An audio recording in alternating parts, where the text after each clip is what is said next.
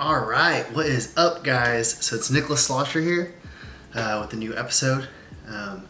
As promised on my Instagram, I'm going to talk about my training split today. Before I get started, there's one thing that I kind of just want to get out there. So when it comes to my training split, in order to reap like the optimal reward, it all boils down to intensity. So how is that calculated? When I go into the gym, every set, every rep, it's like 4th and 1. So before we break into the X and O's, I'll just kind of tell you like the base of each set and rep range. So I'll warm up, I guess. I kind of just prepare my body for a heavy load, a working set. In my mind, the working set and then maybe the back off set is all that I need. That's I'm gonna reap the most the optimal amount of stimulus is in those exercises versus the warm up. So when I warm up, I'll do like 1 to 3 sets, and I just progressively get the weight heavier through these sets, and I will do like 1 to 3 reps per set, and then I get to my top set, and that's I go until failure. My rep range usually sticks from 8 to 10, sometimes 6, but I just go until I can't go anymore. That's because that's all that matters right there. And then I'll take a breather, because I'll need a breather. So this is a good way to gauge whether you're training hard enough. After you finish your working set, if you are just chilling, you're fine. You didn't go hard enough. Like, you hadn't won the tank. If you really need to like take a second, like you absolutely need to take a second, or else you're gonna pass out, then good on you. You did it. You know, that's the trick. You're supposed to keep form though. Like, don't sacrifice your form, because in proper form, you're not even gonna stimulate the muscle like you want to. You're probably gonna hurt yourself. Longevity is a key in this game. So treat those top sets like that's everything. You know, 4th and 1 in the 4th quarter, and you're down by 7. That's an analogy I come up with. If you played sports, you can relate to that type of analogy. It's funny. Dorian Yates used to say something like, imagine that someone has a gun to your head, or no, to your baby's head. And if you don't get that set, you don't get those reps, he's going to pull the trigger. I mean, it's a little bit morbid, you know, but that's kind of like the mentality that you kind of have to have. It has to be like all or none when you're in that top set, and that's how you bring the intensity. Reason why I have to do that is because I'll explain my split and how I train. And if you're not doing that, you're not going to get any reward. So don't go through the emotions. Bring the intensity every day, day in and day out, and you'll be happy with that progress. So let's talk about the training split. I have an 8-day split, including 3 rest days. Rest is optimal. If you're training hard enough, your body is going to be craving that rest day. Like it's almost like, it's not like, oh, well, I guess I'm not going to the gym today. It's more like, oh my gosh, I need this day to just recover and reset. So that's why I have 3 rest days and an 8-day split. My split is push, pull, legs, and then I have it's curtailed, or it's critiqued to like my specific needs. Then I'll have an arm day, and then I'll have a chest and back day. So my biggest lagging part is my arms. We're working on it. So I basically train arms almost every single day. Push, I'll train triceps. Pull, I'll train biceps. On my leg day, I'll do an arm movement or arm movement superset. And then I have an arm day where I do 2 chest movements before I get started, another lagging body part that I want to bring up. And then on my chest and back day, I indirectly train my arms. So yes, basically arm day every day. So let's break into what I train. the types of movements that I do, and kind of what I do. So we got push day. All right. The first thing that I do is I stretch. Stretching is key. You don't want to get hurt. You really don't want to get hurt. I'm telling you, you get hurt, then that's less time in the gym, less time to train. It'll just put you back. So I stretch, and then I'll go do flat bench. I should probably switch it up to incline bench, but right now I'm doing flat bench. So that's what we're talking about. I'll do, so let's go over the warm-up phase into the top set and then the back off, and then I'll just start telling you what I do after that. But I kind of want you to understand this. So I'll put 135 on, and I'll take the bar and make sure I'm set up, and I'll do 1 or 2, and then I put 135 on, and I'll do 1 or 2, and then I'll put 225 on, and I'll do 1, and then I'll put 275 on, and I'll do 1, and then I'll throw 315 on, and I'll get a set of 8. That's kind of where I'm at right now in my logbook. I'm working on that number 9. I might throw some 10s on and try and get 6 to 7. We'll see. I'm craving a PR in the flat bench, so that's kind of what I'm looking at towards the future. But then I'll do a back off set, so I'll rest a little bit, about 30 to 60 seconds. I don't really count. I just go when I'm ready to go. I need to catch my breath after that top set. It's pretty heavy. And I'll do a back off of like 275. And yeah, I go until failure, like I do with my top set. So then I go from there to incline machine press, like a hammer strength machine press. Same concept as a warm up. I'll do a back off, or I'll do a top set and then I'll do a back off. And then from there I go into some shoulder movements, still targeting the chest though. I'll do a high incline.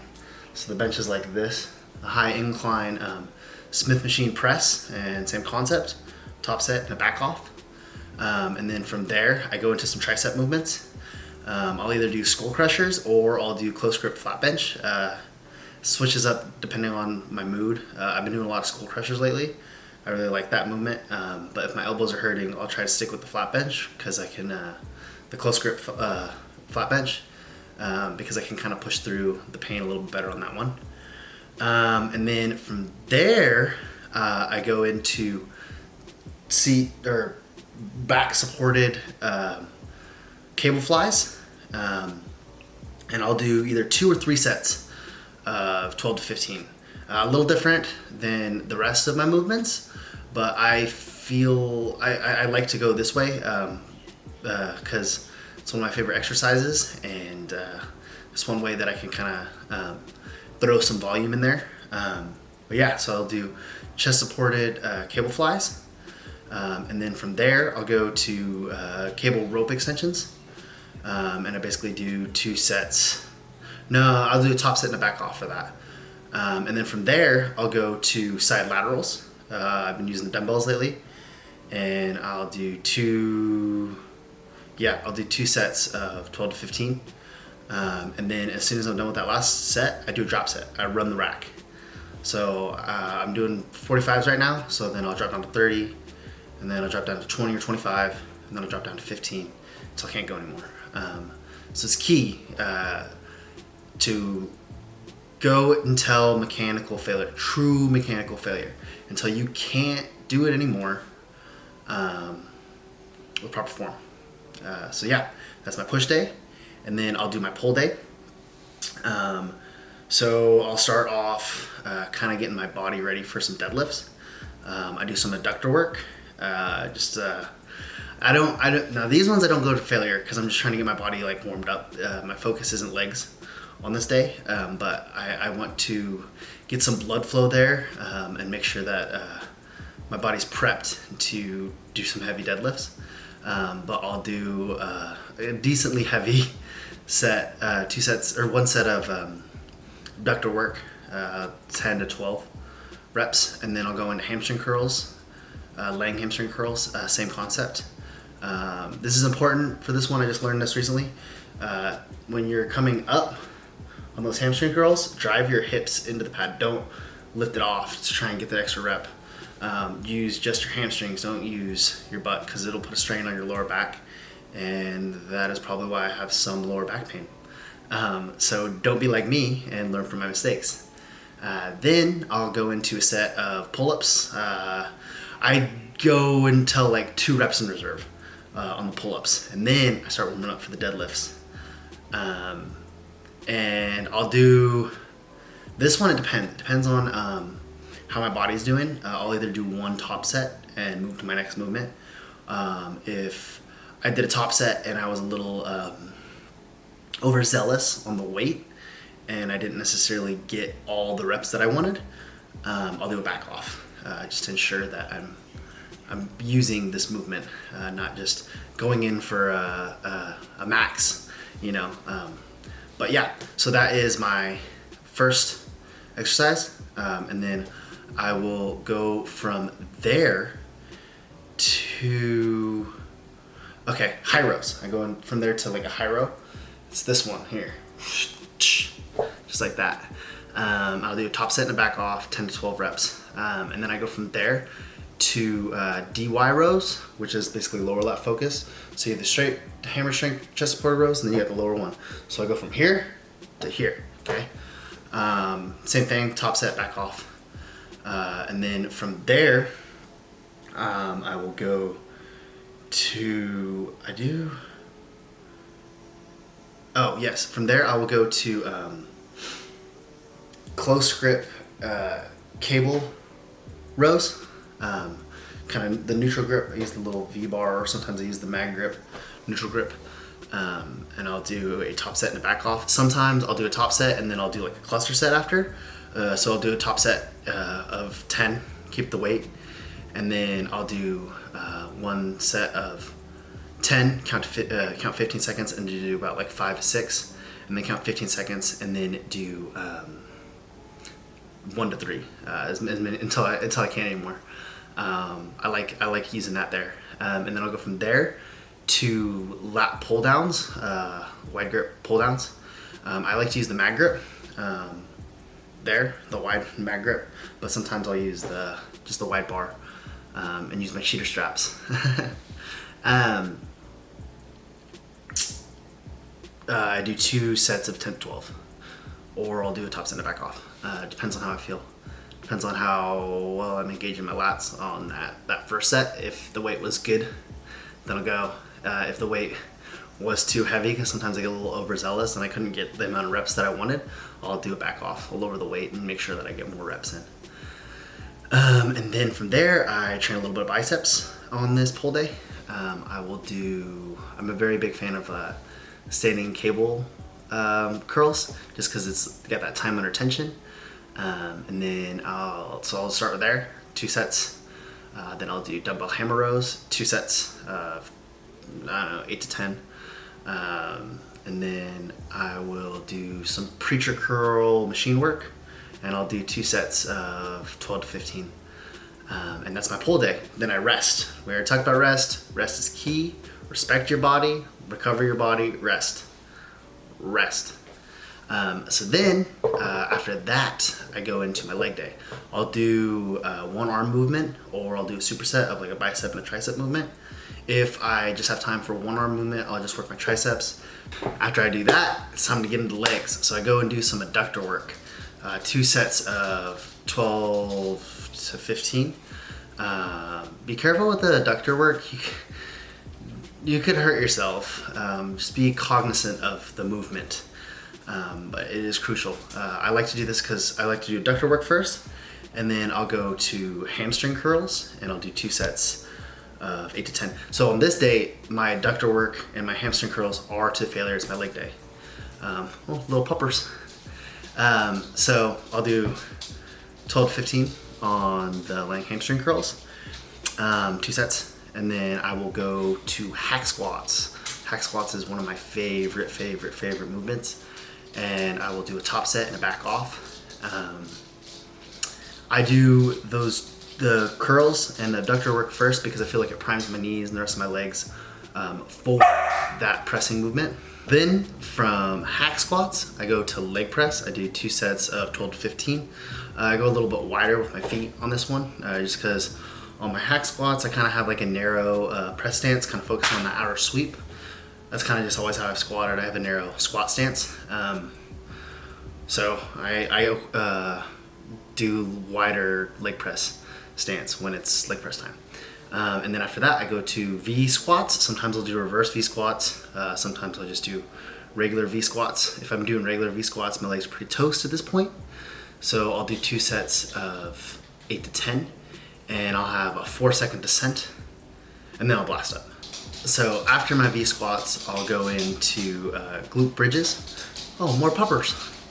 And yeah, the chick lift, right? So when you do glute bridges, it helps you build bigger glutes, and it helps you get your glutes a little bit more leaner than most people. So that's why I incorporate it there. I'll do a top sit and a back off, and then after that, I'll go into leg extensions, where I do 2 sets of 10 to 12, and I kind of go slow here, just a nice little, really feeling it all. And then that's my leg day. So then after that, I go to arm day the next day, and I'll do 2 chest movements. I've been doing incline, hammer strength press, top set, back off, and then I'll do a 6x6 on the pec deck. When I say 6x6, I'm doing 6 sets of 6 reps, and I'm doing 15-second rests in between each set. So then, yeah, those are my 2 chest movements that I go to. I like to get a push and then something else in there. And then I go to arms. My arm day changes every day. It just kind of goes by how I feel. But the key to it is I'll alternate biceps and triceps. That way, if I was just to do triceps, tricep, and then bicep, bicep, bicep, bicep, by the time that I got to my last tricep exercise, like my triceps would be so tanked, I wouldn't be able to get the optimal amount of output in there. Same with the biceps. So by alternating it, each time I go to that exercise, I'm able to get like the optimal amount of output. Therefore, the optimal amount of stimulus. Therefore, the optimal amount of growth. I'll start off with a tricep exercise. I'll do rope extensions. Really gets my joints kind of ready to rock and roll. I'll do 2 sets of 10 to 12. Always a failure. Sometimes I do 25. I just go until I can't anymore with good form. And then I'll go to standing cable curls, like I talked about earlier. Same thing, 2 sets, 10 to 12. And then I'll go to skull crushers or close grip Smith machine flat bench press. Same thing, do 2 sets of 10 to 12. And then from there, I'll go into hammer curls. Same thing, except 2 sets of 10 or 8 to 10. I don't know why I like to go a little less reps. I think I can get more weight with that movement. And then from there, I like to do an overhead tricep extension. So I'll either do dumbbell overhead extension, or I'll do rope cable overhead extension. And then from there, I gotta hit my biceps one more time again, and I will do preacher curl, machine preacher curl, and I'll do 2 sets of 10 to 12. And that's my arm day. And then I rest, and then I have a chest and back day. And then this one changes a little bit, but I kind of stick to a very similar concept. I'll do incline barbell press with a top set and a back off of 8 to 10. And then I'll do deadlifts with a top set and back off of 8 to 10. And then I will go from there to the machine portion. I'll do incline hammer strength press with a top set and a back off of 8 to 10. If I can go more, I can go more. And then I'll do chest supported hammer strength rows. And this one's instead of the up or down, this one's in the middle.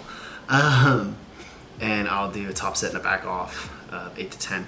And then from there, I will go into flies. I'll do cable supported flies with back supported cable flies, and I'll do 2 sets of 10 to 12, and then I'll go into pull downs and I'll do 2 sets of 10 to 12.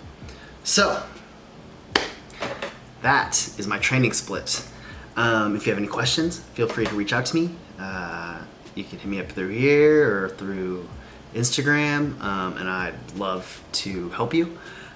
This is going to start a series where I'm going to actually do demonstrations of each lift and each split, and I'll have a voiceover so we kind of really get into the detail of what's going on. And until next time, guys.